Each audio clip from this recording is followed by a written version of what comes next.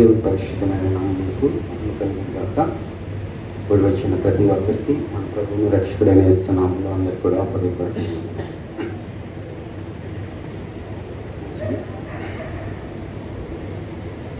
కొలస్సీయులకు రాసిన పత్రిక 2వ అధ్యాయం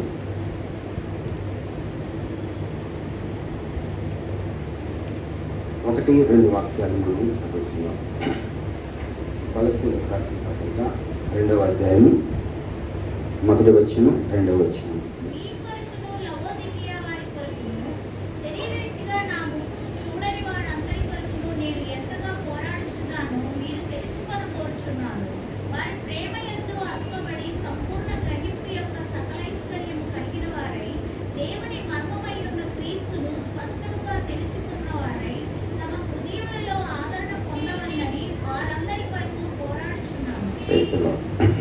చిన్న ప్రార్థన చేసుకున్నాం.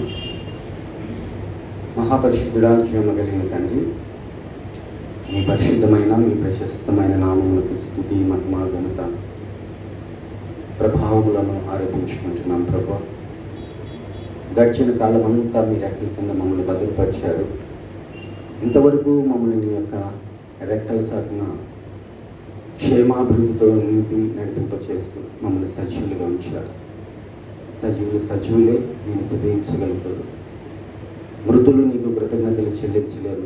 పాతాల ముందు వారిని బట్టి నీకు స్తుతి కలగదు. ప్రభు, సజీవులుగా ఉండగానే నా తండ్రి మామూలు మేము సరి చేసుకుంటూ, నీ వాక్యం ద్వారా సరి చేసుకుంటూ, నీ వాక్యం యొక్క హెచ్చరికల ద్వారా సరి చేయబడుతూ, నీ పరిశుద్ధాత్మతో నింపబడి మేము జీవించినట్లుగా నీ పునరుద్ధానపు ఆత్మను మా అందరిపైన కుమ్మరించమని ప్రార్థన చేస్తున్నాను.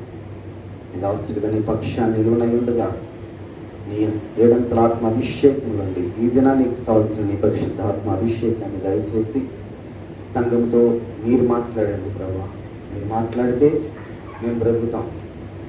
మీరు మాట్లాడితే మేము సరి చేయబడతాం. మీరు మాట్లాడితే అయా నీ జీవాన్ని మేము స్వతంత్రించుకోగలుగుతాం. మీరు మాట్లాడండి. ప్రతి ఒక్కరిని నాయన నీరు కట్టిన తోట వలె, నిత్యము ఉబికే ఓట వలె ముద్రించి నీ మహిమరాజ్యము కొరకు ఆయత్తపరిచేటువంటి ప్రజలుగా ప్రతి బిడ్డ సిద్ధపడినట్లుగా అభిషేకించి బలపరచమని, రావాల్సిన బిడ్డలు ఇంకెవరైనా ఉంటే నడిపించమని, వచ్చిన బిడ్డలందరిలో నా తండ్రి నీ వాక్యము సమృద్ధిగా కుమ్మరించమని పునరుత్థానుడైన యేసుక్రీస్తు నామమున అడిగి వేడుకుంటూ ప్రార్థిస్తున్నాను తండ్రి. ఆమేన్. మీ కొరకును లవోదికయ వారి కొరకును శరీర రీతిగా నా ముఖము చూడని వారి కొరకు నేను ఎంతగా పోరాడుచున్నాను మీరు తెలుసుకోవాలని కోరుకుంటున్నాను. ఇది పౌలు గారి యొక్క పోరాటం. ఇక్కడ 3 వ్యక్తులు మనకు కనపడుతున్నాడు, 3 బ్యాచ్లు. ఒకటి మీ కొరకు అంటున్నాడు, అనగా కొలస్సీ సంఘం కొరకు మాట్లాడుతున్నాడు. రెండవ సంఘము లవోదిక సంఘము, రెండోది. ఇక మూడవదిగా శరీర రీతిగా ఆయన ముఖము ఎరగనటువంటి వారు ఎవరయ్యా అంటే ఇప్పుడు మనమే. పౌలు గారిని మనం ముఖాముఖిగా చూసిన వారు కాము. ఆయన కాలంలో మనము లేము. ఇప్పుడు మనకి దేవుని కృప ప్రత్యక్షమై ఆయన మహాకృపలో మనల్ని కూడా పాలుభాగస్తులుగా చేశారు. ఈ సంగతిని ముందుగానే పౌలు గారి హెచ్చరించి రాస్తున్నాడు. ఒకటి మీ కొరకు, మొట్టమొదటిగా కొలస్సీ సంఘమా మీ కొరకు నేను మాట్లాడుతున్నాను. రెండోది లవోదిక సంఘం కొరకు మాట్లాడుతున్నాను. మూడోదిగా శరీరీతిగా నా ముఖము చూడని వారి కొరకు నేను మాట్లాడుతున్నాను, పోరాటం చేస్తున్నాను. ఒక సేవకునిగా ఆయన పోరాటం ఏంటంటే, ఆత్మీయతలో ఉన్నారు కానీ ఆత్మీయతలో నుండి తప్పిపోతున్నారు. ఆత్మీయతలో మేము ఉన్నాము అనుకుంటున్నారు కానీ ఆ ఆత్మీయ జీవితాన్ని దేవుని చిత్తానుసారంగా కొనసాగించే విషయాల్లో మాత్రం బలహీనలు అవుతున్నారు మనుషులు, సంఘం అందరూ. అందుకని ఇప్పుడు నేను పోరాటం చేస్తున్నాను అంటున్నాడు. ఎవరితో పోరాటం చేస్తున్నాడు? జనరల్గా తెలియకపోతే చెప్తే అర్థం చేసుకుంటారు, లేకపోతే అంతా తెలిస్తే చెప్పగానే అర్థం చేసుకుంటారు. ఇప్పుడు తెలిసి తెలియనట్టు విధానంలో ఉన్న వ్యక్తులకి చెప్పాలంటే చాలా కష్టం. అందుకని కొలస్సీ సంఘము దేవుని యొక్క కృప చేత ముద్రించబడింది, మహిమకరంగా మార్చబడింది. అక్కడున్న ప్రజలందరూ కూడా బాప్తిసం విషయంలో కావచ్చు, లేకపోతే వాళ్ళకి ఉన్నటువంటి ఆత్మీయ స్థితిలో కావచ్చు బలవంతులే అని ఒక పక్క పౌలు గారు ఒప్పుకుంటానే ఉంటున్నాడు. కానీ వాళ్ళు ఇంకా లోపాలు ఉన్నాయని చెప్తానే వస్తున్నాడు. మనలో కూడా అలాగనే ఉంటుంది సంగమా.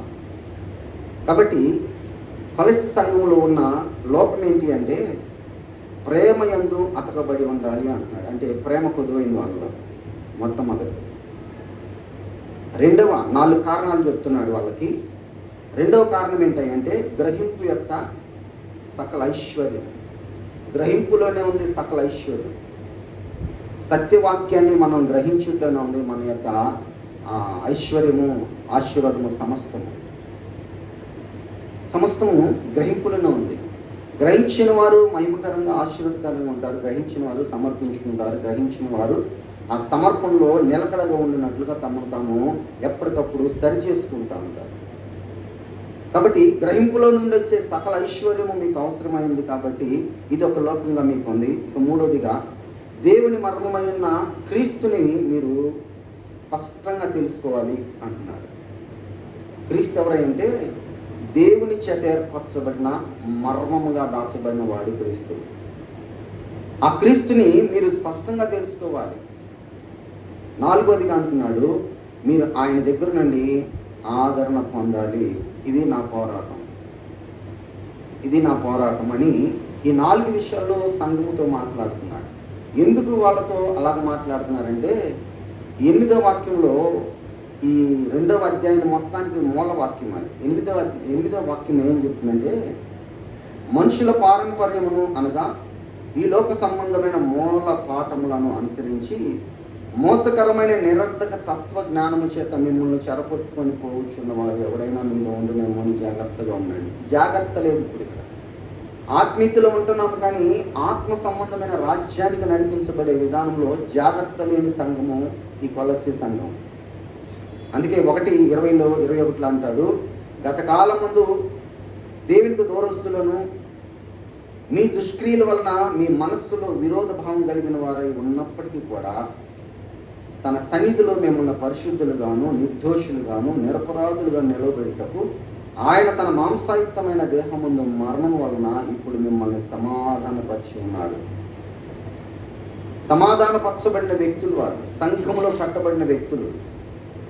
గత కాలం చూస్తేనేమో భయంకరమైన లోక సంబంధమైన వ్యక్తులు, ఇప్పుడు మాత్రము దేవుని చేత సమాధానం పొందిన వ్యక్తులు. ఆ వ్యక్తులు ఏమవుతున్నారంటే నిరర్ధక తత్వజ్ఞానంతో లోక సంబంధమైనది ఏదైనా వాళ్ళకి ఎదురైనప్పుడు దాన్ని చూసి దాన్ని ఆకర్షించి దానిలో పడిపోయి ఆటోమేటిక్గా ఆ ఆత్మీయ సరళత నుండి తప్పిపోతున్నారు. ఆ ప్రత్యక్షత నుండి తప్పిపోతున్నారు. ఆ తప్పిపోవడం వల్ల ఏం జరుగుతుందంటే వాళ్ళలో ప్రేమ కుదువైపోతుంది. ఇప్పుడు అంత్యకాలంలో కూడా అదే జరుగుతుంది. అక్రమము విస్తరించడం వలన మనుషుల మధ్యలో ఉన్న ప్రేమ చల్లారిపోతుంది. శరీరరీతిగా ఆయన ముఖాన్ని ఎరగని వారు ఎవరు ఎప్పుడూ కాదు, ఇప్పుడు మనమే అని మనలో కూడా ప్రేమ కరువయ్యే దినాల్లో మనం ఉన్నామని, అది మన జీవితాల్లో జరుగుతుందని స్పష్టంగా తెలియపరుస్తున్నాడు. కాబట్టి నిరర్ధక తత్వజ్ఞానం తీర్చిపోయే వాళ్ళతో పాటు వీళ్ళు కూడా ఆత్మీయతలో నుండి తప్పిపోతున్నారు. అందుకని అస్సలు మీరు ఎవరు, మీ స్థితి ఏంటి, మీ ఆత్మీయ స్థితి ఏంటి, మీ ఆత్మీయ స్థితిలో మీరు ఈ విధంగా ఎదగడానికి కానీ, ఈ విధంగా మీరు గత కాలం ముందు భయంకరమైన దేవునికి వ్యతిరేకులు ఉన్నాయి, మీరు ఈ రోజున దేవుని ఆత్మ సంబంధమైన బిడ్డలుగా చెప్పుకోవడానికి గల ఆ యొక్క స్థితి మీకు ఎక్కడి నుండి కలిగింది అని చెప్తూ 11వ వచనం దగ్గరికి రాగానే ఆయన అంటున్నాడు, మీరు క్రీస్తు సున్నతి యందు, మీరు క్రీస్తు సున్నతి యందు శరీర ఇచ్ఛలతో కూడిన స్వభావాన్ని విసర్జించి ఆయన యందు చేతులతో చెయ్యబడిన సున్నతి పొందితిరి. చేతులతో చేయబడిన సున్నతి, చేతులతో చేసిన సున్నతి అంటే పాత నిబంధనకు కాదు, మీరు క్రొత్త నిబంధనకు మీరు వారసులు. మీరు అక్షరానికి కాదు, మీరు ఆత్మకు పరిచారకులు. మీరు అక్షరంలో ఉంటే చనిపోతారు, మీరు ఆత్మ సంబంధ విధానంలో ఉంటే జీవం పొందుతారు. ఇది మీకు నేను అనుగ్రహించినటువంటి గొప్ప భాగ్యం అంటున్నాడు దేవుడు. కాకపోతే వీళ్ళు ఏం చేస్తున్నారంటే వాళ్ళకున్న స్థితిగతులు, పరిస్థితులను బట్టి మెల్లిమెల్లిగా తప్పిపోతా, లేకపోతే పడిపోతా, జారిపోతా సంఘం అంతా విచ్ఛిన్నమయ్యే స్థితిలో జరుగుతుంది. అది చూసినప్పుడు పౌలు గారికి చాలా దుఃఖం కలిగింది. ఇప్పుడు నేను మీతో మాట్లాడడం కాదు, నేను బోధించడం కాదు, లేకపోతే ఇంకా వేరేగా కాదు, నేను పోరాటం చేయాలి మీతో. ఇక మీదట మీతో కాదు, మీలో ఉన్నటువంటి ఆ నిరర్ధక తత్వజ్ఞానంతో మిమ్మల్ని ఈడ్చుకుపోయే వాళ్ళతో నేను పోరాటం చేయాలనుకుంటున్నాను అని ముందుగా సంఘాన్ని యొక్క హృదయాన్ని స్థిరపరుస్తూనే వారికి ఉన్న లోపాలు ఎత్తిపట్టి చూపిస్తున్నారు. మీరు క్రీస్తు సున్నతి యందు శరీర ఇచ్ఛలతో కాక, శరీర ఇచ్ఛల్ని మీరు విసర్జించడం వలన ఆయనందు చేతులతో చెయ్యబడిన సున్నతి పొందినవారు, అంటే ఆత్మ సంబంధమైన బాప్తిస్తానికి మీరందరూ కూడా వారసులైన వారు. ఎందుకు ఈ మాట చెప్తున్నాడంటే శరీర సంబంధమైన బాప్తిస్మం అంటే సున్నతి విషయంలో మాకు సున్నతి లేదని ధర్మశాస్త్ర ఉపదేశకులు, శాస్త్రులు, పరిచయులు లాంటి వారు ఏం చేస్తున్నారంటే వీళ్ళని మభ్యపెట్టి మాయ చేసి వాళ్ళ మీద ఏదో ఒక విధానంలో ఒక దుస్తత్వాన్ని రేపుతూ వారిని తృణీకరిస్తున్నారు. అందుకని వాళ్ళకి ఖచ్చితంగా వాళ్ళ మాట వినాల్సి వస్తుంది. ఇప్పుడు రేపు రాబోయే దినాల్లో కూడా మన మీద కూడా అలాంటి పరిస్థితులు వస్తాయి ఖచ్చితంగా. ఎందుకంటే ఈ లోకమంతా ఏకమవుతుంది, ఒకటవుతుంది. సాతానుగాడు రాజ్యాలన్నింటినీ ఏకపరుచుకుంటున్నాడు, మనుషులందరినీ ఒక కోణంలో తెచ్చుకుంటున్నాడు, అధికారులందరినీ వాడి యొక్క గుప్పిట్లో పెట్టుకుంటున్నాడు. ఇంకా దేవుని నమ్మిన వారిని, దేవుని చిత్తంలో నడిచిన వారిని, దేవుని చిత్తానికి లోబడి జీవిస్తున్న వారిని భయంకరమైన శోధనకరమైన పరిస్థితుల్లోకి నెట్టడానికి ప్లాన్ జరుగుతుంది. ప్రకటన గ్రంథంలో చెప్పినట్లుగా ప్రారంభమైంది ఆ ప్లాన్. ఆల్రెడీ దగ్గరకు వచ్చేసింది. ఇప్పుడు మనకి ఆయన ఎవరు, యోగి బాప్తిజం ఎవరికన్నా ఇచ్చినా, బాప్తిజం తీసుకున్న, పబ్లిక్గా సువార్త బోధించిన, లేకపోతే ఎవరైనా ఆ మతం మారిన వాళ్ళందరికీ ఇచ్చిన వాళ్ళకి తీసుకున్న వాళ్ళు ఇద్దరికి కూడా భయంకరమైన శిక్ష అంట. 5 లక్షల రూపాయల అక్షరాల ఎమ్మటిని అక్కడ కట్టాలి, అవసరమైతే యావజ్జీవ కారాగార శిక్ష అంట. మరి ఇలాంటి పరిస్థితులు వచ్చినప్పుడు సంఘం ఏమైంది? ఆటోమేటిక్గా తప్పిపోతూ ఉంటుంది.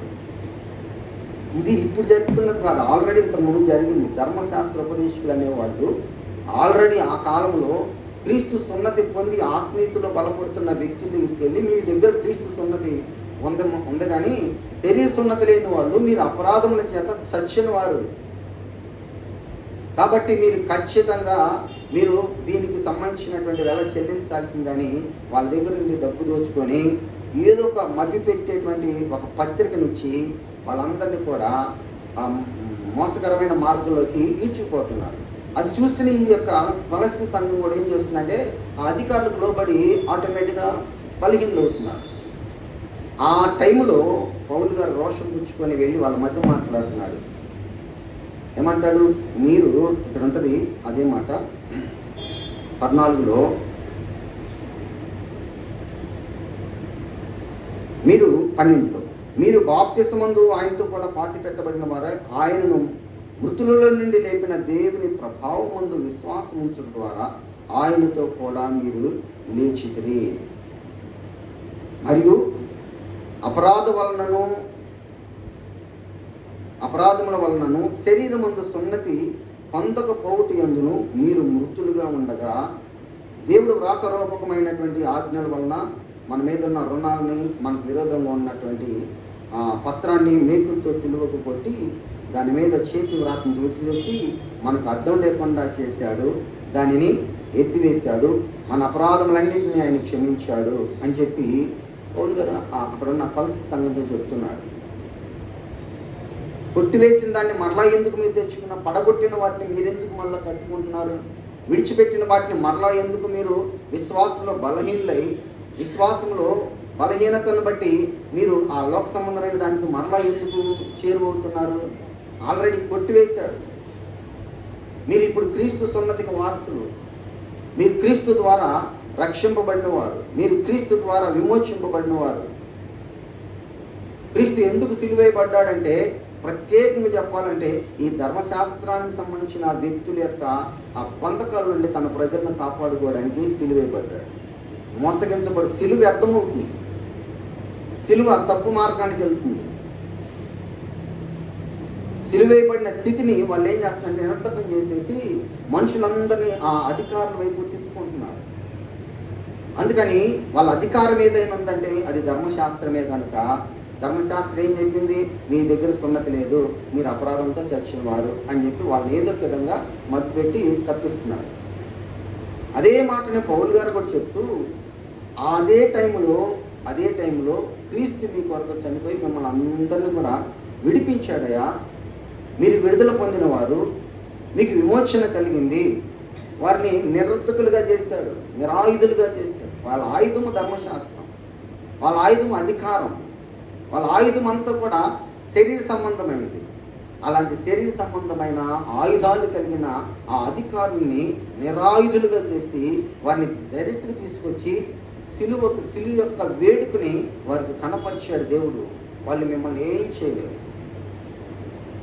నిరర్ధక తత్వ జ్ఞానంతో మిమ్మల్ని ఈడ్చిపోవాలని చూసిన క్రీస్తు యొక్క సరళతలో నుండి వారు మిమ్మల్ని ఏ మాత్రం ఈడ్చుకోలేరు, మీరు విశ్వాసంలో స్థిరంగా ఉంటే.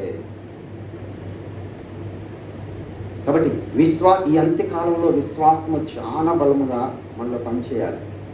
ఎన్ని పరిస్థితులు వచ్చినా, ఎలాంటి స్థితిగతులు వచ్చినా విశ్వాసంలో ఉండి మాత్రం మనం తప్పిపోకూడదు. అంటే జనరల్గా మనం తప్పిపోవడానికి కొన్ని కారణాలు ఉంటాయి. మన చదువు కానీ, మన ఉద్యోగాలు కానీ, మనకున్న స్థితిగతులు కానీ. మధ్యకాలంలో మాకు తెలిసిన వాళ్ళ పెళ్ళి జరిగింది. ఆ పెళ్ళిలో మంచి గవర్నమెంట్ జాబ్ అతనికి, పెళ్లి కొడుక్కి. అయితే ఆ పెళ్ళి చేసుకునే ఎంత రహస్యంగా చేసుకున్నారంటే వాళ్ళకున్న హోదా చాలా గొప్పది. అంత గొప్ప హోదా కలిగి ఉద్యోగం పోయిద్దేమో క్రైస్తవ పెళ్లి చేసుకుంటే అని, అటు క్రైస్తవ పెళ్లి కాకుండా లేక హిందూ పెళ్లి కాకుండా ఒక రిజిస్ట్రార్ని తెచ్చుకొని మెదలకుండా ఎక్కడో ఒక చాటున ఒక దాఖలు చేసుకున్నారు. ఆయన వచ్చి ఏం చెప్తున్నాడు, ఒక పక్క మంత్రాల గురించి చెబుతున్నాడు, అన్యులు చెప్పే మంత్రాల గురించి చెప్తున్నాడు. క్రీస్తుని గురించి ఒక్క మాట కూడా ప్రకటించాల. వివాహం అన్ని విషయంలో ఘనమైనదనే పదం లేకుండా మన క్రిస్టియానిటీలో వివాహం జరగదు. కానీ అక్కడ ఆ మంత్రాల గురించి చెప్పి వాటిని వివరించాడే కానీ క్రీస్తు తత్వాన్ని గురించి ఒక్క మాట కూడా చెప్పాల. నరుల్లో నుండి తీయబడ్డా కనుక నువ్వు నారి అనబడతావు అని తన భార్యను గురించి తనే చెప్పుకున్నాడు. ఆ సంగతి లేకుండా మనకు వివాహం జరగదు. కానీ అక్కడ అలాంటి ఏమి జరగల. లోక సంబంధం ఏం జరిగింది, ఎక్కడో మూలలో చక్కగా 4 మాటలు చెప్పుకున్నారు. ఒక ప్రార్థన లేదు, లేకపోతే ఒక చిన్న వాక్యం చదువుకోవడం లేదు, ఏమి లేదు. ఆ పెళ్లికి ఎందుకు వచ్చామా అని చాలా బాధపడ్డా. ఆ పెళ్లికి వెళ్ళి ఇంటికి వచ్చిన దాకా మనశ్శాంతి లేదు. వెళ్ళిపోతామంటే పక్కన వాళ్ళు వెళ్ళనిట్లా. సరే ఏం జరిగిందో చూద్దామని అంటే వాళ్ళు చేసిన పనికి చాలా వేదన. అంటే అప్పుడు అనిపించింది, అంటే రాబోయే ఇప్పుడు స్టార్టింగ్ పాయింట్లో వీళ్ళు ఇప్పుడు స్టార్ట్ అయ్యారు. ఇదే స్థితి ఇంకా కొంచెం హోదా కలిగిన వాళ్ళు, లేకపోతే మంచి డబ్బు ఉన్నవాళ్ళు, లేకపోతే పలుకుబడి ఉన్నవాళ్ళు, లేకపోతే ఉద్యోగాలు ఉన్నవాళ్ళు, ఇలాంటి జీవితాలు అన్నీ కూడా ఇంతే కదా. అంటే ఉద్యోగం కొరకు లేకపోతే ఇంకో దాని కొరకు ఖచ్చితంగా ఏమవుతారు, పడిపోతారు.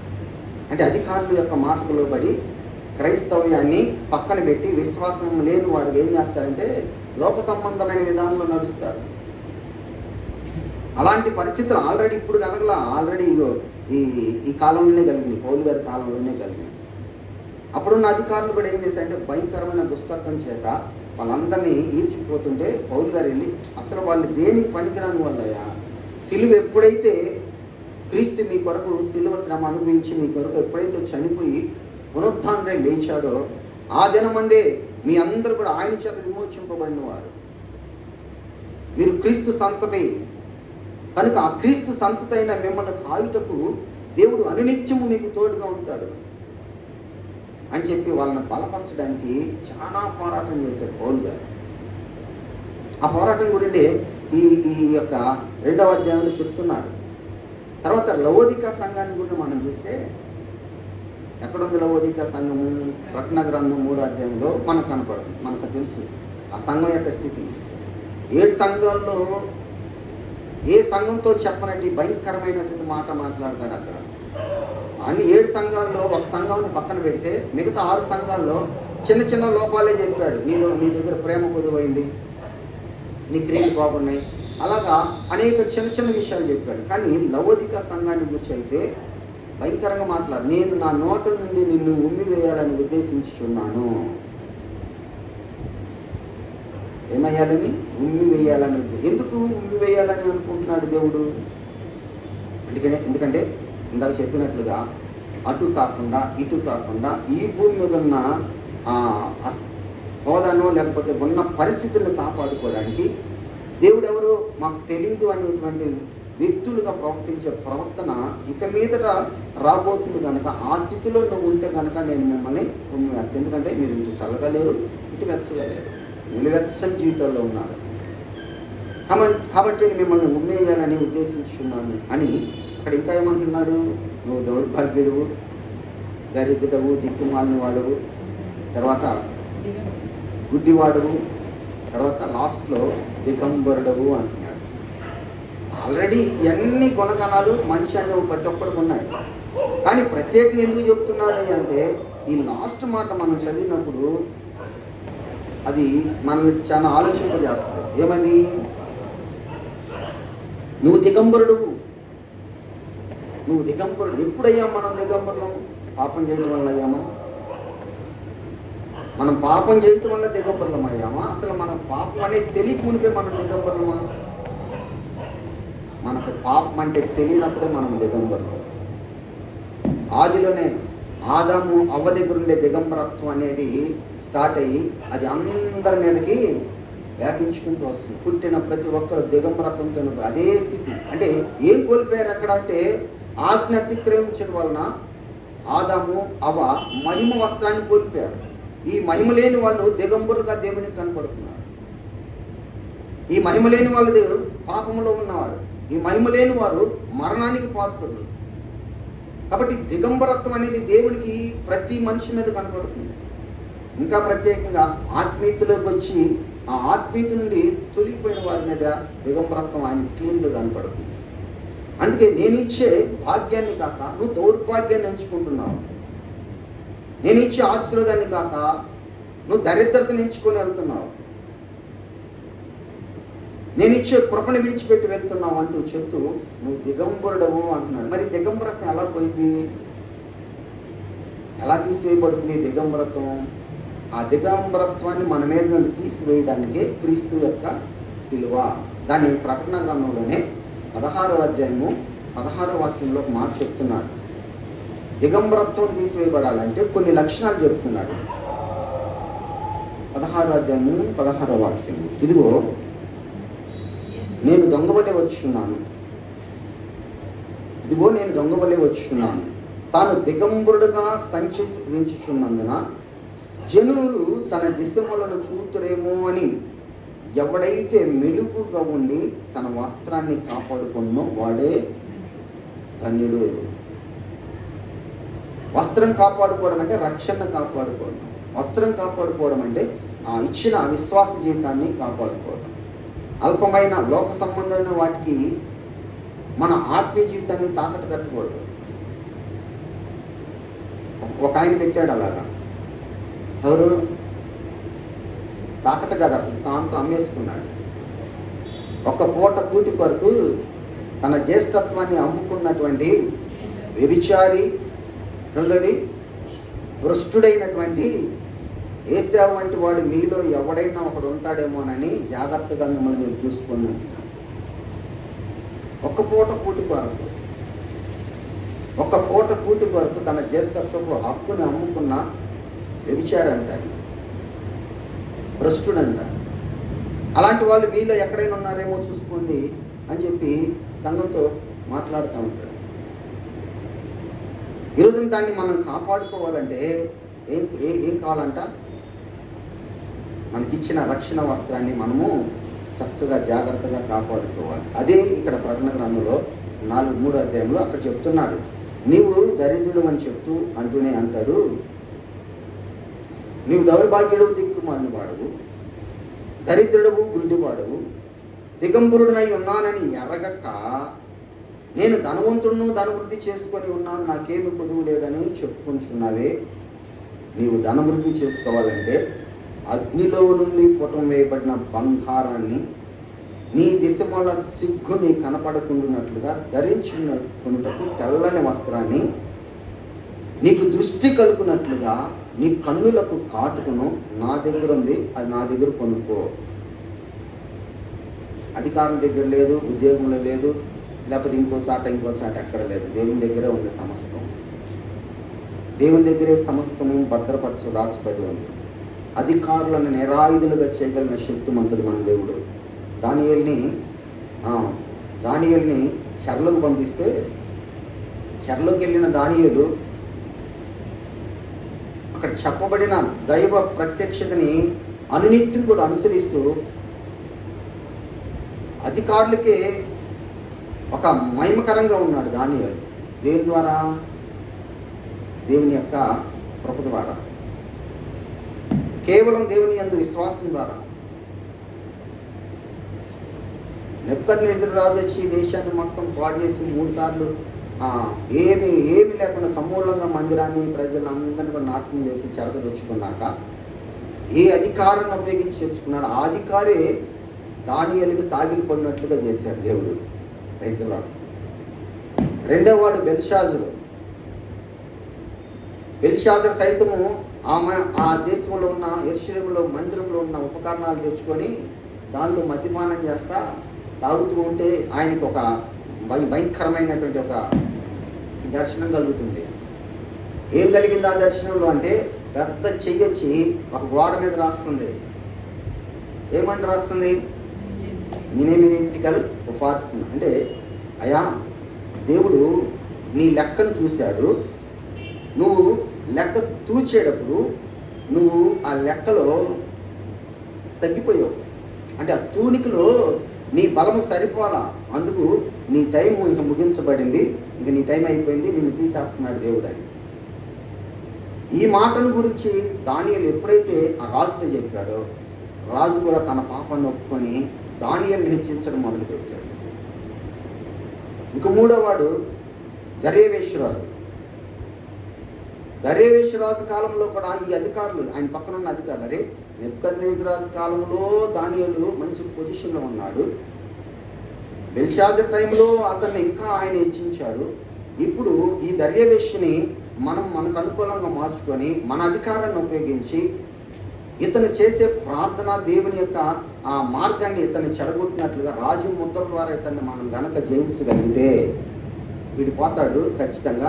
రాజుకి మనకు మంచి ఐక్యత ఉంటుంది అనుకొని వాళ్ళ అధికారాన్ని అక్కడ ఉపయోగిస్తే దానియేలు ఏ మాత్రం కూడా భయపడలేదు, సిగ్గుపడలేదు, లేకపోతే కీర్తనందలేదు. వెళ్ళిపోయి ప్రతి దినము వద్దన్నా కానీ రాజా 30 దినాలు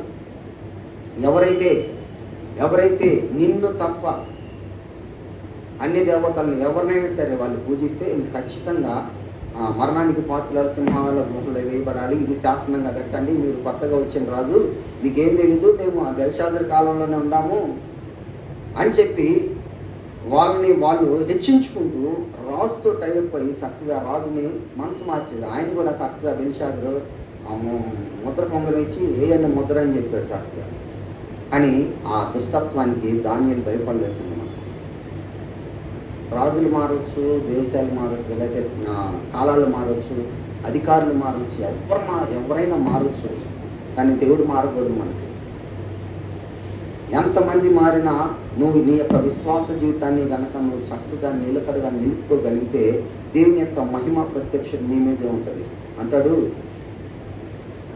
రాజు, అంటున్నాడు, ముద్ర వేయించుకున్న తర్వాత సింహాల భూములు వేసిన తర్వాత ఆయన ఉదయం కాలాన్ని వచ్చి మళ్ళీ రాత్రి నిద్ర పట్టుకు పొద్దున్నే వచ్చి పిలుస్తున్నాడు కదా. ఆ పిలిచేటప్పుడు ఏమంటున్నాడు?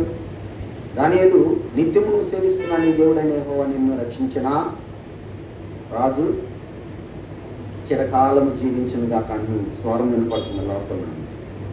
కారణం ఏంటంటే సింహాల నోరులన్నిటిని కూడా దేవుడు మూసేసి, ఈ లోకంలో వస్తున్న ప్రతి సింహపు నోరు ఖచ్చితంగా దేవుడు మూసేస్తాడు. నీ పక్షాన నీ కొరకు ప్రాణం పెట్టగలిగిన దేవుడు నీ మీదకి వచ్చేటువంటి ప్రతి దురాత్మ సంబంధం దుష్టత్వాన్ని జయించలేడా? మనం పరీక్ష కాలంలో ఉండబోతున్నాం. పరీక్షలు రాయిపోవడానికి సిద్ధంగా ఉన్నాం. పరీక్షలే జయిస్తేనే విజయం వస్తుంది. ఇప్పుడు ఇంతవరకు బాగానే ఉంది, నాకేం తట్టలేదు కదా మనం అనుకుంటున్నాం. ఎక్కడో మణిపూర్లో ఏదో జరుగుతున్నప్పుడు మనం అందరం దుఃఖపడ్డాం, బాధపడ్డాం, వాళ్ళ గురించి ప్రార్థన చేసి అంతా బాగున్నాను. ఆ మణిపూర్ దగ్గర మంట మెల్లిగా కాలుకుంటూ వస్తుంది. ఇప్పుడు అక్కడ కాలుతుంది కదా వేరే దేశంలో, ఆ అడవులన్నీ కాలిపోతున్నాయి. అలాగ మంట రేపబడింది, అది అందరికీ తాకింది. కరోనా వచ్చి అందరికీ ఎట్లా తాకిందో అందరికీ తాక్కుంటానే లేదు. అందులో నిలకడగా మహిమకరంగా నిలిచి ఉండడానికే ఈ విశ్వాస జీవితాన్ని మనం కాపాడుకోవాల్సిన మనం. అందుకే దానియేలు తన విశ్వాసాన్ని కాపాడుకుంటే చివరికి 3వ రాజు అయినటువంటి దర్యావేషు కూడా ఏమంటున్నాడు తెలుసా? ఈ దేశంలో ఉన్న ఏ వ్యక్తి అయినా సరే దానియేలు యొక్క దేవుడిని సేవించకపోతే వాళ్ళని నేను తుత్తునీలుగా చేసేస్తాను అంటున్నాడు. అంటే ఒక వ్యక్తి ద్వారా ఆ దేశానికే లేదా ఆ వ్యక్తి యొక్క ప్రజలకే మహిమకరమైనటువంటి కృప అనుగ్రహించబడింది. అందుకే మనకి 2వ దినవృత్తాంతాల గ్రంథం 7:14 మనం ఎప్పుడు చదువుకునే వాక్యం, నా ప్రజలు, నా పేరు పెట్టబడిన నా ప్రజలు నా మాట విని నాకు ప్రార్థించేసి తమ దుష్టత్వాన్ని విడిచినట్లా నేను వారిని బట్టి ఎవరిని స్వస్థపరుస్తానంటున్నాడు? దేశాన్ని స్వస్థపరుస్తాను. అంటే ఒక వ్యక్తి ద్వారా దేశానికే స్వస్థత, ఒక వ్యక్తి ద్వారా దేశానికే రక్షణ, ఒక వ్యక్తి ద్వారా దేశానికే కాపుదల, ఒక వ్యక్తి ద్వారా అక్కడ ఉన్న సమస్తానికి ఆదరణ. ఆ వ్యక్తి ఈ రోజున నువ్వు మనం అయి ఉండాలని దేవుడు కోరుకుంటున్నాడు. ఆ వ్యక్తులు ఎవరో కాదు, కొలెస్ట్రాల్ సంఘంలో ఉన్న వ్యక్తులై ఉండాలంటున్నాడు. ఆయన ముఖాన్ని శరీర రూపంగా చూడని వ్యక్తులుగా ఉన్న ఈరోజు మనకు కూడా ఆయన తెలియపరుస్తూ మన కొరకు కూడా పోరాటం చేశాడు. మనల్ని ఎందుకంటే ఆ దుష్టత్వం నుండి మళ్లించాలని కోరుకుంటున్నాడు. కానీ మనం ఏం చేస్తున్నాం? ప్రకటన గ్రంథం ఏమంటుంది? దౌర్భాగ్యుడు, దిక్కుమాలిన వాడు, దరిద్రుడు, గుడ్డివాడు, దిగంబరుడు అయి ఉన్నావని ఎరగక నేను ధనవృద్ధి చేసుకుని ఉన్నాను, నాకేమీ కొదువు లేదని చెప్పుకుంటున్నావు. నీవు ధనవృద్ధి చేసుకోవాలంటే అగ్నిలో నుండి పుటం వేయబడిన బంగారాన్ని నా దగ్గరే నువ్వు కొనాలి, అప్పుడే నువ్వు ధనవంతుడు. ఈ ధనం కాదు, అగ్నిలో నుండి పుటం వేయబడిన బంగారము అనగా విశ్వాసాన్ని సాదృశ్యం. నశించిపోయే సువర్ణం సైతము అగ్ని చేత పరీక్షింపబడుతుంది, అప్పుడు అది ప్రకాశం. దానికంటే అమూల్యమైనది మీ విశ్వాసం అంటుంది వాక్యం. బంగారం కంటే శ్రేష్టమైనది మీ విశ్వాసం. ఆ విశ్వాసాన్ని బట్టే మీరు విమోచింపబడరు. అట్టి విశ్వాసమే దానియేలు ఆ దినాన కలిగి ఉన్నాడు కాబట్టి జయించగలిగాడు.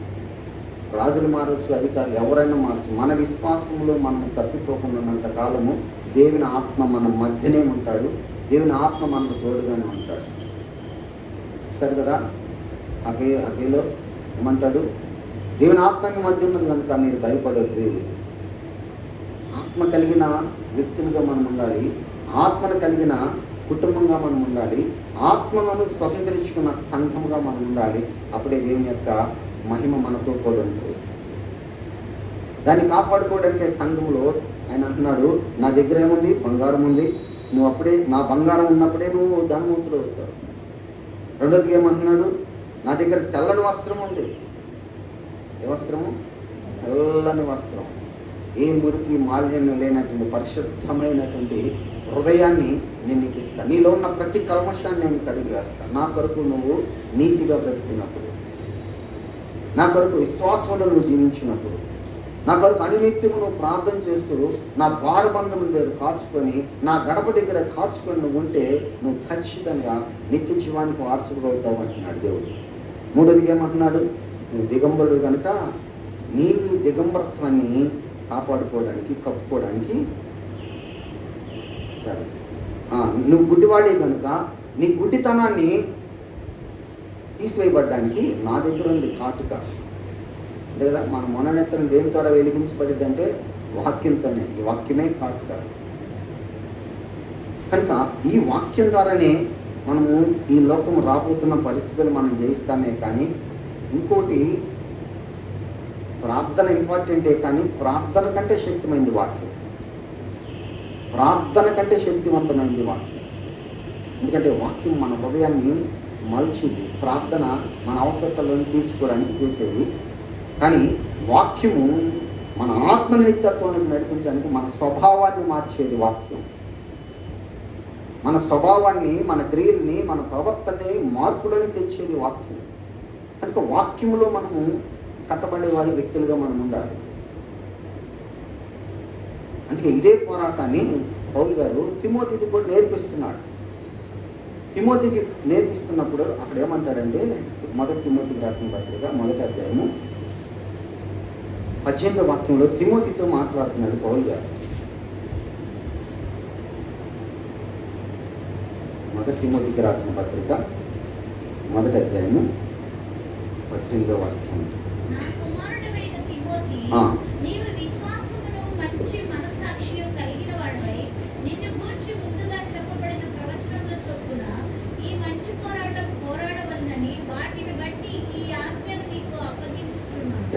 ఈయన కూడా ఏం చెప్తున్నాడు? తను ఏర్పరచుకున్నటువంటి ఒక సేవకునితో చెప్తున్న మాట అంటే, నువ్వు కూడా పోరాటం చేయి. దేని ద్వారా? మంచి విశ్వాసంతోనూ మంచి మనస్సాక్షితోనూ. మంచి విశ్వాసము, మంచి మనస్సాక్షే మనల్ని దిగంబరత్వం నుండి తప్పిస్తుంది, మనల్ని గుడ్డితనం నుండి తప్పిస్తుంది, మనల్ని మహిమకరమైన ధనవంతులుగా చేస్తుంది. కాబట్టి నీకు అప్పగించిన ఈ పరిచర్యని, లేదంటే నీకు అప్పగించిన దాన్ని ఏం చేయాలంట? మంచి మనస్సాక్షితో నువ్వు కాపాడు అంటూనే ఒక సాక్షిని చూపిస్తున్నాడు, 2 సాక్షులను చూపిస్తున్నాడు అక్కడ 19వ వాక్యంలో. అటువంటి మనస్సాక్షిని కొందరు త్రోసివేసి విశ్వాస విషయమై ఓడ బద్దలైపోయిన వారి వల్లే చెడిపోయి ఉన్నారు. ఎవరయ్యా వాళ్ళంటే, అట్టి వారిలో హోమనయును అలక్ష్యంద్రును ఉన్నారు. కొనసాగుతున్నారు, పౌలు గారితోనే నడుస్తున్నారు, పౌలు గారితోనే ఆత్మీయతలో ఉన్నామనుకుంటున్నారు. కానీ కొంత సమయం రాగానే, శోధన కాలం ముందు వారి యొక్క విశ్వాసం ఏమైందంట? సముద్రంలో ఓడ బద్దలైపోతే పరిస్థితి ఏంటి? రోడ్డు మీద యాక్సిడెంట్ అయితే, బస్సు ఏదైనా జరిగిందనుకో, చక్కగా బస్సులో దిగి రోడ్డు మీద నడుచుకుంటూ ఇంటికి చేరవచ్చు. కానీ సముద్రంలో ఓడ బద్దలైపోతే ఇంక దిక్కే ఉంటుంది. సముద్రంలో పడి మునిగిపోవటమే. ఎంత గొప్ప ఈత వచ్చినా సరే అట్లా కాదు. సముద్రంలో ఈత వేయటం, ఆ మధ్యలో వచ్చే ఆ ఫోర్స్కి ఆ మనిషి ఉండలేడు, ఈత వేయలేడు. చెయ్యి తీసి ఇలా వేయాలనుకునే ఆలోచన కొట్టింది అనుకో, ఆ చెయ్యి కూడా అవతల వెళ్ళిపోయాడు. ఇలాంటి పరిస్థితులు అనుభవించిన వ్యక్తులు ఉన్నారా ఎదురు? ఎవరయ్యా అంటే అలక్ష్యేంద్ర అంట, రెండోవాడు హోమనై ఉన్నాడు. అంటే సాక్షులు కూడా చూపిస్తున్నాడు దేవుడు. ఇలాంటి వ్యక్తుల వంటి స్థితి నీ జీవితంలో రాకుండా ఉండాలంటే నువ్వు మంచి మనస్సాక్షి కలిగి ఉండాలి. రెండోది, విశ్వాసంలో నువ్వు బలవంతుడిపై ఉండాలి. ఇంకా ఇంకొక 2 సాక్షులు చూపిస్తూ ఉంటాడు. ఇంకో సాక్షి చూద్దామా? 2వ తిమోతి పత్రికే 2వ అధ్యాయము 16వ వాక్యం మనం చదివితే అది కంప్లీట్గా 16 నుండి ఉంటుంది. అపవిత్రమైన ఒట్టి మాటలకు నీవు విముఖుడుగా ఉండు. అటువంటి మాటలు మాట్లాడేవారు మరి ఎక్కువగా భక్తిహీనులుగా ఉంటారు. కొరికే పుండు ప్రాకినట్లుగా వారి మాటలు ప్రాకును. వారిలో హోమనయును ఫిలేతు ఉన్నారు. వారు పునరుత్థానము లేదు, అది గతించిపోయిందని చెప్పు సత్య విషయంలో తప్పిపోయి కొందరి యొక్క విశ్వాసాన్ని చెప్పేస్తున్నారు. ఈ హోమనయ్యను కూడా అక్కడ ఉన్నాడు, ఇక్కడ ఉన్నాడు. మంచి మనస్సాక్షి లేదు అతనిలో, మంచి విశ్వాసం లేదు అతనిలో. ఏం చేస్తున్నాడంటే అసలు పునరుద్ధానమే లేదు, మనం ఇప్పుడు చనిపోతే ఏమైపోతాం తెలీదు, ఇవన్నీ అబద్ధపు మాటలు అని చెప్పి భయంకరమైనటువంటి దైవ చిత్తానికి వ్యతిరేకమైనటువంటి, క్రీస్తు పునరుద్ధానానికి వ్యతిరేకమైనటువంటి ప్రకటన అందరికి తెలియపరుస్తూ దేవుని యొక్క సరళతలోని తప్పిపోయినవాడు. ఇలాంటి వ్యక్తులు ఉన్నారు. కాబట్టి నువ్వు జాగ్రత్తగా ఉండు. సంఘాలు మనం గమనించినట్లయితే మ్యాక్సిమం ఇప్పుడు బయట అంటే ఎవరని చెప్పలేనులే కానీ కొంతమంది ఎక్కువ శాతము బైబిల్లో ఉన్న ఆశీర్వాద పదాలన్నీ ఎక్కడెక్కడ ఉన్నాయో మొత్తాన్ని బాగా కంఠస్థం చేసి టకా టకా టకా ఇట్లా ఆశీర్వదించబడుగాక, ఇలా మీరు దీవించబడుతుగాక అని ఆ దీవెన గురించి, ఆ ఆశీర్వాదాన్ని గురించి చెప్తున్నారు. కానీ ఆ దీవెన రావడానికి గల కారణము, ఆ ఆశీర్వాదాన్ని పొందుకోవడానికి గల కారణము ఒకటి ఉంది. దాన్ని నువ్వు అనుసరిస్తేనే ఇవి నీ మీదకి వస్తాయని చెప్పే స్థితి ఇప్పుడు లేదు. చాలా దగ్గర, చాలా సంఘాల్లో పెద్ద పెద్ద గొప్ప సంఘాలు లేకపోతే గొప్ప సేవకులు అనుకునేది వెళ్ళిపోయి లేవు సంఘం. మీరు గమనించండి, కావాలంటే టీవీలో చూడండి, ఎక్కడ కూడా రావట్లేదు. దేవుడు ఏమంటున్నాడు? నా పేరు పెట్టబడిన జనాంగమైన మీరు మిమ్మల్ని మీరు తగ్గించుకొని నాకు ప్రార్థన చేసి చెడుతనాన్ని విసర్జించినట్లయితే నేను మిమ్మల్ని బట్టి దేశాన్ని స్వస్థపరుస్తాను. ఎప్పుడు వస్తుంది స్వస్థ? తగ్గించుకున్నప్పుడు, ప్రార్థన చేసినప్పుడు, ఆ దుష్టత్వం నుండి మల్లుకున్నప్పుడు వస్తుంది. కానీ నేను మీ దేశాన్ని స్వస్థపరుస్తున్నాను అన్నాడు అనుకో పాస్టర్ గారు, ఎలా వస్తుంది? నేను మాట్లాడి వస్తుందా? అంటే ఏమవుతుందంటే చెరుపుతున్నారు. చెరిపే దినాల్లో మనం ఎవరు చెరుపుతున్నారని నేను కరెక్ట్గా చెప్పలేను, కానీ చెరిపేటువంటి దినాలు ఆల్రెడీ దేవుడే చెప్పాడు కనుక చెరిపే దినాల్లో మనమున్నాం. ప్రజెంట్ మనమున్నాం కనుక మనం మంచి మనస్సాక్షితోనూ, రెండోది మంచి విశ్వాసంతో బ్రతకాలి. మూడోది అన్నిటికంటే ప్రాముఖ్యమైనది మనకు పునరుద్ధానం ఉన్నది. మనకి పునరుద్ధానం ఉన్నది. ఇందాక మనం కలసిలో చదువుకున్న దగ్గర ఉంది ఏమని? మీ క్రీస్తు సున్నతి యందు మీరందరూ కూడా విమోచింపబడ్డారు, ఆయనతో పాటు పాతిపెట్టబడ్డారు. అదేవిధంగా క్రీస్తుని మృతుల నుండి లేపిన దేవుని యొక్క ప్రభావం అందు మీరు విశ్వాసం ఉంచడం ద్వారా ఆయనతో కూడా మీరు లేపబడ్డారు. పునరుత్థానం లేదని ఎవరు చెప్తారు? మరి ఎలా చెప్తున్నాడు ఈ వ్యక్తి అంటే, ఈ వ్యక్తి దైవ చిత్తానుసారమైన సరళతులను తప్పిపోయిన వ్యక్తి. ఎందుకంటే ఎప్పుడైతే మనస్సాక్షి క్రమంగా ఉండదో విశ్వాసం కూడా తప్పిపోయింది. ఎప్పుడైతే విశ్వాసంలో మనం బలంగా ఉండమో మన మనస్సాక్షి కూడా తప్పిపోయింది. కనుక మనస్సాక్షిలో బలంగా ఉండాలి, విశ్వాసంలో బలవంతులుగా మనం ఉండాలి. ఇది నీకు నాకే కాదు, ఇందాక చెప్పినట్లుగా శరీర రీతిగా నా ముఖాన్ని ఎరగనందరికీ కూడా నేను వారందరికీ నేను పోరాటం చేస్తున్నాను అన్నాడు కదా. తీతు పత్రికలో కూడా ఇదే మాట చెప్తున్నాడు. తీతు పత్రికలో ఎంత అద్భుతంగా ఒక మాట చెప్తున్నాడు చూడండి. 2వ అధ్యాయము 11వ వాక్యంలో అంటున్నాడు, ఏలయనగా సమస్తమైన మనుషులకు రక్షణకరమైన దేవుని యొక్క కృప ప్రత్యక్షమైంది. సమస్తమైన మనుషులకు, అది యూదుడా, ఇజ్రాయేలుడా, గ్రీస్ దేశస్తుడా, సిరియుడా, అన్యుడా, ఏ భేదం లేదు. లేకపోతే ఆ దేశమా, ఈ దేశమా, లేకపోతే ఇజ్రాయేల్ దేశస్తులా, లేకపోతే ఇండియా దేశస్తు, ఈ విధంగా కాదు. సమస్తమైన మనుషులకు రక్షణకరమైన దైవ కృప ప్రత్యక్షమైంది. ఆ ప్రత్యక్షత ఈరోజు మనల్ని ఇక్కడ కూర్చోబెట్టింది. ఆ ప్రత్యక్షతే మనల్ని తాకింది. ఆ ప్రత్యక్షతే మనల్ని పిలిచింది. ఆ ప్రత్యక్షతలోనే ఈరోజు మనము ముద్రించబడ్డాం. ఆ ప్రత్యక్షత కలిగిన మనకి దేవుడు మాట్లాడుతున్నాడు మనతో. సరళతులను తప్పుకోవద్దు అంటూ కింద ఏమంటున్నాడు చూడండి. నువ్వేం చేయాలంటే భక్తిహీనతను, ఇహలోక సంబంధమైన దురాశలను విసర్జించి శుభప్రదమైన నిరీక్షణ. ఏ నిరీక్షణ అంటే అండి?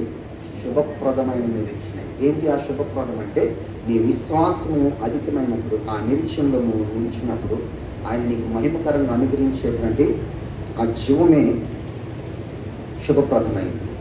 ఇంకా మిగతాయన్నీ అబద్ధాలే. అంటే ఆ టైంలో ఆ జీవం పొందిన నాడు అప్పుడు మనకు అనిపించింది, ఇదిగో ఇదంతా కూడా ఇంతకాలం నేను ఏదో కొనసాగాను కానీ ఇదంతా అబద్ధం, ఇంతకాలం ఈ లోకంలో ఉన్నానా నేను.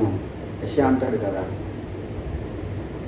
అపవిత్రమైన పెదవులు కలిగిన జనాంగం మధ్య నివాసం చేసి నీ యొక్క ప్రత్యక్షత, నీ మహిమను నేను తెలుసుకోలేకపోయాను.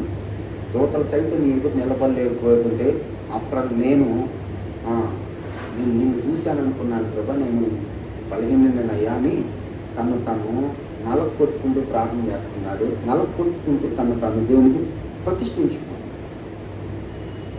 మరి ఇలాంటి లోకంలో ఆ జీవం పొందిన తర్వాత మనం చూసినప్పుడు ఏమైందంటే ఇదంతా అబద్ధం, ఇదంతా బలహీనమైంది, దీని కొరక నేను ఇంత మహిమను కోల్పోయే పరిస్థితుల్లో పడిపోయాను అనేటువంటి ఒక దినము మన జీవితంలోకి దేవుడు ఖచ్చితంగా తీసుకొని రాబోతున్నాడు. ఆ దినముందు నువ్వు పొందితేనే దాని మహిమను చూస్తావు. మన పాట కూడా ఉంది కదా, పాట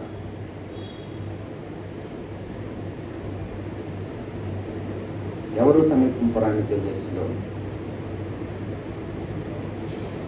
ఎవరు సమీపించలేని తేజస్సులో నివసించున యేసయ్యా, నీ మహిమను ధరించిన పరిశుద్ధులు నా కంట పడగానే ఏమవుదును నేనేమవుదును అంటే ఆ పరిశుద్ధులతో చేరినప్పుడు తెలిసింది ఇక్కడున్న స్థితి మనం ఏం వదులుకుంటున్నామో. ఆ పరిశుద్ధులతో చేరినప్పుడు మనం దేన్ని విసర్జించుతున్నామో, దేని నుండి వైదొలిగిపోయామో అప్పుడు తెలిసింది. అప్పుడు తెలుసుకుంటే ప్రయోజనం లేదు. ఇప్పుడే తెలుసుకోవడానికి అవకాశం. నేడు అనే సమయం ఉండగానే సమయాన్ని పొందిక సద్వినియోగం చేసుకుంటూ అజ్ఞానుల వలె కాక జ్ఞానులు ఉన్నట్లుగా జాగ్రత్తగా మిమ్మల్ని మీరు చూసుకోండి. ఎవరు చూడరు, మీకు నువ్వే చూసుకోవాలంటుంది వాక్యం. జ్ఞానవంతులైనట్లుగా చూసుకోవాలని. కాబట్టి ఇక్కడ అంటున్నాడు, ఇదిగో భక్తిహీనతని ఇహలోక సంబంధమైన దురాస్తులను మీరు విసర్జించి శుభప్రదమైన నిరీక్షణ నిమిత్తము అనగా మహాదేవుడును మన రక్షకుడైన యేసుక్రీస్తు యొక్క లేదంటే యేసుక్రీస్తు మహిమ యొక్క ప్రత్యక్ష కొరకు ఎదురు చూస్తూ ఈ లోకంలో నీవు స్వస్థ బుద్ధితోనూ నీతితోనూ భక్తితోనూ బ్రతుకుచూ ఉండవలనని ఈ వాక్యము నీకు బోధిస్తుంది. ఎందుకు నాకు ఈ వాక్యం బోధించాలి అంటే అక్కడ అంటాడు, సమస్తమైన దుర్నీతుల నుండి మనల్ని విమోచించి సత్క్రియలందు ఆసక్తి కలిగిన తన ప్రజలను ఎవరికైతే సత్క్రియలందు ఆసక్తి ఉంటుందో, ఎవరికైతే విశ్వాసం ఉంటుందో, ఎవరికైతే మంచి మనస్సాక్షి ఉంటుందో వారి సత్క్రియలందు ఆసక్తి కలిగిన వారిగా ముందుకు నడిపించబడతారు. ఏంటి సత్క్రియ అంటే నీ ఆత్మను రక్షించుకోవడమే అన్నిటికీ మించిన సత్క్రియ. కాబట్టి సత్క్రియలందు ఆసక్తి కలిగిన తన ప్రజల్ని తన కొరకు ఏం చేస్తున్నాడు, తన సొత్తుగా చేసుకుంటకు దేవుడు తనను తానే అప్పగించుకున్నాడు. ఈరోజు ఆయన అప్పగించుకున్నాడు మన కొరకు. సత్క్రియల నుండి ఆసక్తి ఉంటేనే, ఆసక్తిగా మనం జీవితాన్ని కొనసాగిస్తేనే మనం అక్కడికి వెళ్తాం. కేవలం మనం మందిరానికి వచ్చి అలా కూర్చొని కొద్దిసేపు ప్రార్థన చేసుకొని వాక్యాన్ని విని వెళ్తే నిత్యత్వానికి వెళ్ళడం అనేది కష్టమైంది. దేవుడు ఏం చెప్తున్నాడు, నీతితో బతకాలి, భక్తితో బతకాలి అంట. తర్వాత స్వస్థ బుద్ధితో బ్రతకాలి. ట్యాబ్లెట్ పని ఏంటంటే తలనొప్పి వస్తే ట్యాబ్లెట్ వేసుకుంటే దాని పని స్వస్థతనివ్వడమే దాని పని. ఎవరికైనా సరే, వాళ్ళు అమెరికా వాళ్ళు అయినా సరే, జపాన్ వాళ్ళు అయినా సరే, ఇండియా వాళ్ళు అయినా సరే, వాళ్ళు ఏ రోగం కలిగిన వాళ్ళు అంటే ఏ దేశస్తులైనా సరే, ఏ రంగు ఉన్న వాళ్ళైనా సరే, టోటల్గా మనిషి అనేవాడు ఎక్కడున్నా సరే ట్యాబ్లెట్ పని ఏంటంటే అతనిలోకి వెళ్ళి అతన్ని స్వస్థపరచడే దాని కొరకే నియమించాడు. అలాగనే దేవుడు మనల్ని కూడా నిత్య జీవానికి నియమించుకున్నాడు. దేవుడు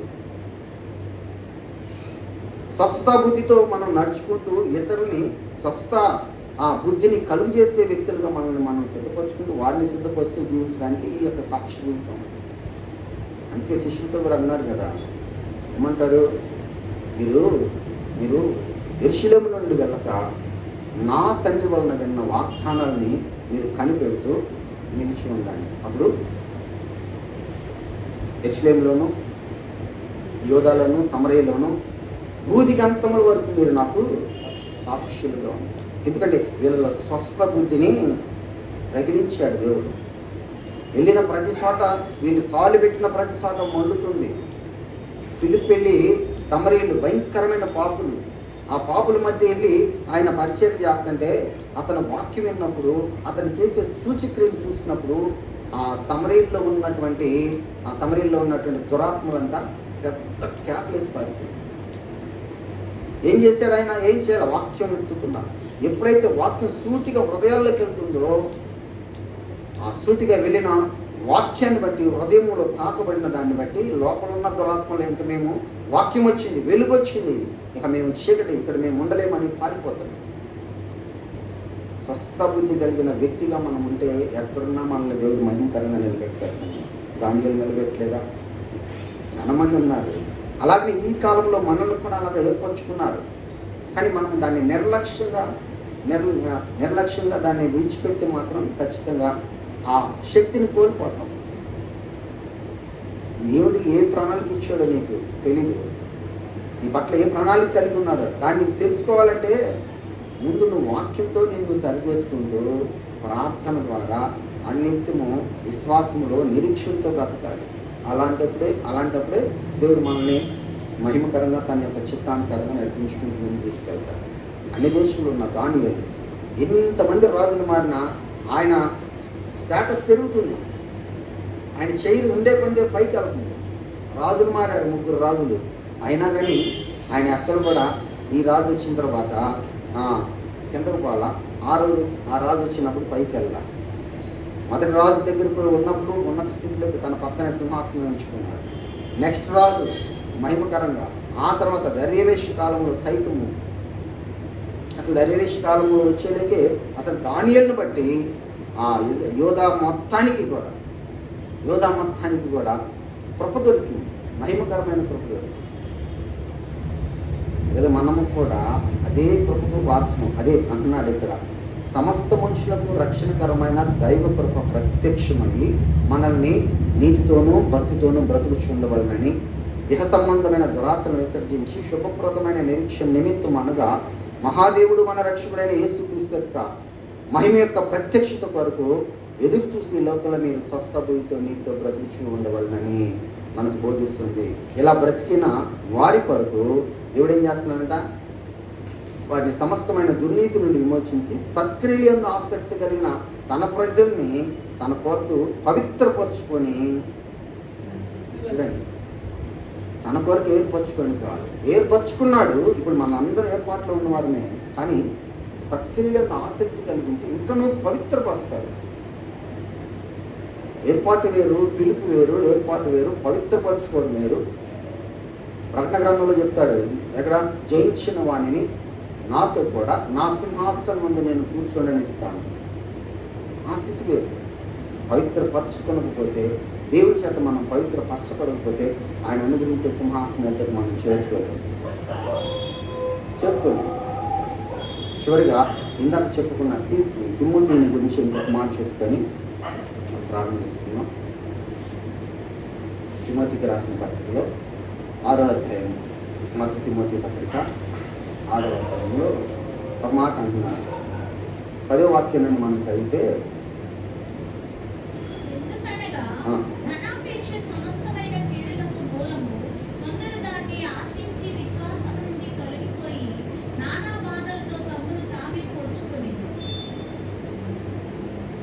ధనాపేక్ష సమస్తమైన కీడులకు మూలంగా ఉంది. అయితే కొందరు దానినే ఆశిస్తున్నారు. ఆశించిన ప్రతి వారు ఏమవుతున్నారంట? విశ్వాసం నుండి తొలగిపోయి నానా బాధల చేత తమను తామే పొడుచుకుంటున్నారు. మరేం చేయాలయ్యా? అయితే నీవైతే, ఇక్కడ చూడండి ఎంత స్పష్టంగా చెప్తాను.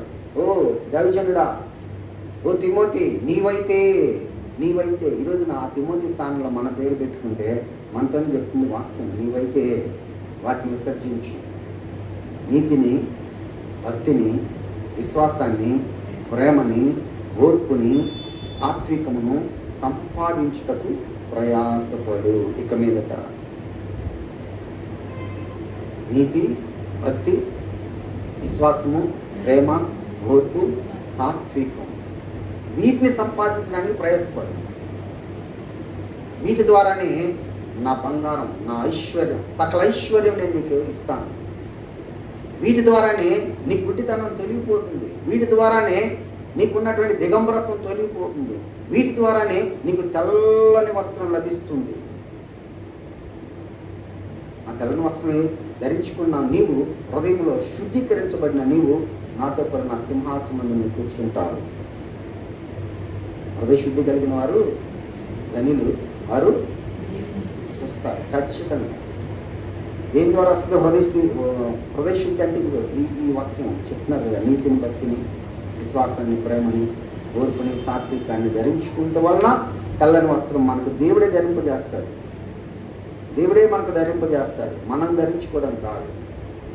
మనం ధరించుకునే తెల్లని వస్త్రాలు వేరు, ఆయన ఇచ్చే తెల్లని వస్త్రం వేరు, ఆయన ఇచ్చే పేరు వేరు, ఆయన ఇచ్చే ఐశ్వర్యం వేరు, ఆయన ఇచ్చే రాజ్యం వేరు. కాబట్టి ఆ రాజ్యానికి మనం వారసులను కావాలని దేవుడు తన దాసులైనటువంటి పౌలు గారిని ప్రేరేపిస్తే, పౌలు గారు అలాంటి రాజ్యంలోనికి మనం రావాలని అటు కలసి సంఘాన్ని హెచ్చరించాడు, తర్వాత లవోదిక సంఘాన్ని హెచ్చరించాడు, మూడో వారైనా మనల్ని హెచ్చరిస్తున్నాడు. ముఖాముఖిగా తన యొక్క శరీరీతిలో తన ముఖాన్ని చూడని వాళ్ళు ఎవరైనా ఉన్నారంటే అది మనమే. ఇది మనకు కూడా వర్తించింది. అందుకే దృష్టాంతమందున్న సంగతులు యుగాంతమందు మనకు బుద్ధి కలుగుటకు వ్రాయించి ఇచ్చాను అని చెప్తున్న వాక్యం. దృష్టాంతమందు మన దృష్టికి అందనంత ముందున్న కాలంలో రాయబడిన ఈ సంగతి ఇప్పుడు మనకు బుద్ధిని కలిగి చేయడానికి రాసి ఇచ్చాడు. ఇది మన దగ్గరికి వచ్చిందంటే మనంత ధన్యులము. వీళ్ళున్న ప్రతి ఆశీర్వాదం, ప్రతి దీవెన, ప్రతి ఐశ్వర్యం మహిమకరంగా దేవుడు మనకు ఆల్రెడీ మహిమకరంగా సిద్ధపరిచి ఉంచాడు. కాబట్టి ఇహలోక సంబంధమైన మాలిన్యాన్ని మనం అంటనీయకుండా వచ్చేటువంటి రాబోతున్న దుస్తత్వం చెప్తున్న పరిస్థితుల్లో ఎక్కడొక్కడ మనము బలహీనమై పడిపోకుండా మనం జాగ్రత్తగా చూసుకోవడానికి ఒకటి ప్రార్థన, రెండోది వాక్యం. ఈ రెండింటి మీద మనం కట్టబడితే కనుక మనం మహిమకరంగా ఉంటాం. అట్టి కృపలో దేవుడు మనల్ని స్థిరపరిచి ఆయన ముద్ర పొంగులుగా మార్చి ఆయన మహిమలో నడిపించుగాక. మహాపరిశుద్ధుడ, కృప కలిగిన తండ్రి, సమయంలో ప్రభు మీరు అనుగ్రహించినటువంటి సమయాన్ని బట్టి నేను చూపిస్తూ ఇది ఆస్తుల పక్షాన్ని మీరు మాట్లాడి ఉండగా ఆ సంఘమంతా నా తండ్రి ఆలకించి ఉండగా నా తండ్రి ఆనాడు ప్రభు ఎజ్రా నా తండ్రి నీ మహిమను గురించి వివరిస్తున్నప్పుడు అక్కడున్న ప్రజలందరూ కూడా ఆమేన్ అని చెప్తూ వచ్చారు.